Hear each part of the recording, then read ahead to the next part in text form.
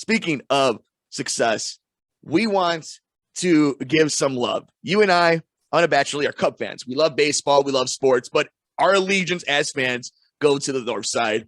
And one of the greats, as you said, as we got ready for this Zoom meeting, was, a stalwart, a linchpin of the new era of Cubs baseball. Jon Lester has retired. This statement from the Chicago Cubs. The Cubs want to congratulate Jon Lester on a remarkable career that saw him reach 200 victories with a no-hitter, 5 All-Star nods, and 3 World Series rings. His signing heading into the 2015 season was a turning point for our organization. Jon was integral to our 2016 World Series title team and helped bring a culture of winning to the club. He was widely respected to a great teammate on and off the field and impacted so many with his community involvement through his charitable foundation, Never Quit. We wish all the best for Jon and his family. Marver, you and I have been Cub fans our whole lives. You saw so much more heartbreak.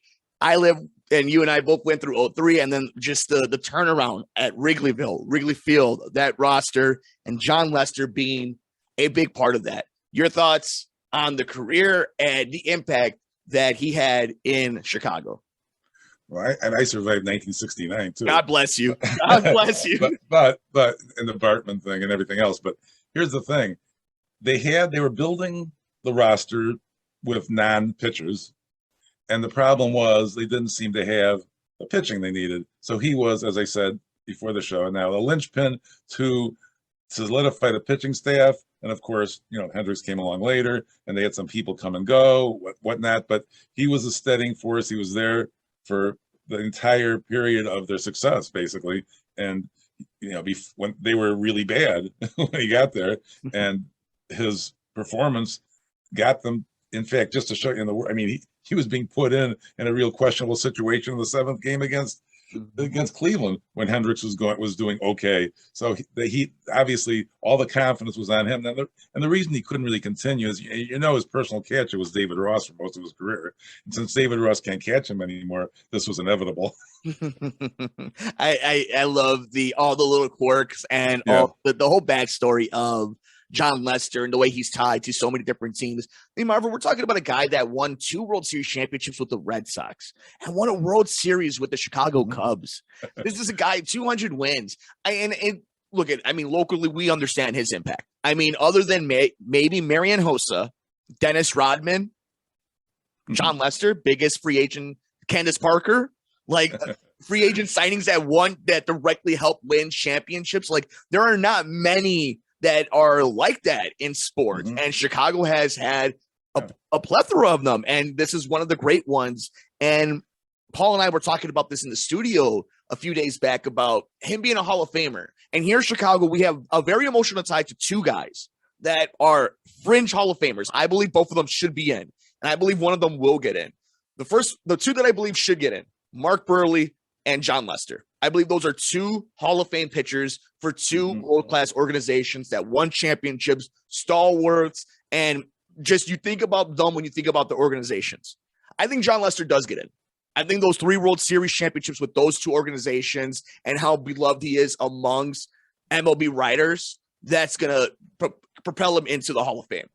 Mark Buehrle should get in.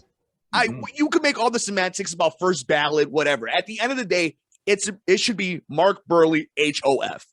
I don't know, Marver. What do you think? Yeah. Well, obviously the no-hitters are on the resume.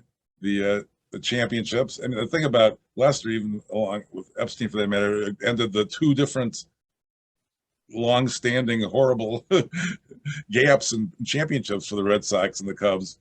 So that was a remarkable achievement in and of itself. It's almost like they joked about even on Saturday Night Live last night, like that was from a different universe, like a Spider-Man story. Like the Cubs winning the World Series had to be from a different universe. So I don't know. They're back to the way they were now. So it almost seems normal at the moment. My lifetime. Well, let's hope that Thanos snap and with a Marcus Stroman and maybe a Carlos Correa. That there'll be on a different projection. But where are you at with Jon Lester, Hall of Famer?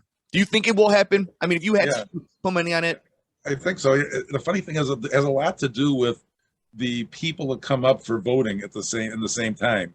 If there's like a no-brainer, and I don't even know how the voting works, how many different people you can vote for or whatever. I'm not too up on that, but if it's split at all, then it might hurt him a little bit. But if he has a clear path, maybe after a time or two, I mean, I don't know he'd have to wait, what, 5 years? 5 years. Is it? Yeah, so it wouldn't be till 2027-ish. And by then, I think some of the recent retirees that are no-brainers might be in already. So he might have a clearer path by then, I think. I'm trying to think of anybody, that might have retired this year that would be in his class, and nobody jumps to mind. So, he might have a good shot at it. Yeah, and I do hope that he, as well as Mark Buehrle, eventually get. And I think Mark Buehrle is deserving of a Hall of Fame spot. And we could talk about this as baseball gets closer. I've always believed that the Hall of Fame is a museum, and I think that you should celebrate some of the greatness, not just of just statistical things, but what guys did for organizations and how they impacted them. And when we talk about Jon Lester, and like we were saying about Mark Buehrle, but with Jon Lester announcing his retirement, I think it was a time in Cubs history that, as we're seeing them now try to go into a new era and hope to make another version of that time of 2015 till 2018, 2019, heck, even the pandemic season, to see it just kind of grow into what it is, see these guys become superstars, solidify their legendary careers, and at this point, Jon Lester's retired. And now Kyle Hendricks is a wily old veteran in Major League Baseball. David Ross is the manager of the Chicago Cubs. I mean, the era really is.